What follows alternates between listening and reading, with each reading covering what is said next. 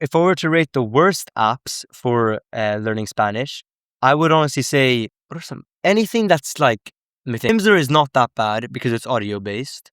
Babbel is kind of atrocious. Babbel and Duolingo are pretty bad, but Babbel probably worse because I think it's paid for or has some sort of paywall. The reason why Duolingo is not that good as well is because it's very edutainment focused, and so it's not ideal. Unless, of course, you aren't very focused you don't consider yourself an obsessed Spanish learner. But this channel is for people who really want to get fluent very fast. I guess I would say there was one that was really atrocious. It was like, it wasn't Memorize. Memorize is actually pretty good, or not pretty good, but it's better than most. I'm pretty sure it was either Babbel or like any type of like off-brand Duolingo is always pretty bad.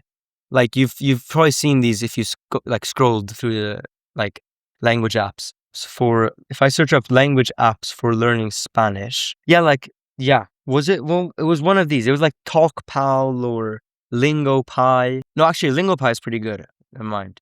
But yeah, I think anything that involves. Oh no, it was that book. There's this book called what was it called? It's just like very popular Spanish learning book, right? Anything that is okay. Any book for learning a language is just, in my opinion, if it goes conversation fluent, absolute like rubbish, because it's just so like not conducive to your goal that you'll be getting better at something that you don't want to get better at. And that's very frustrating. And that's what, in my opinion, causes burnout.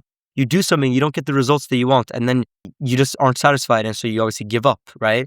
And so it's one of the worst things to do if your goal is conversation fluency.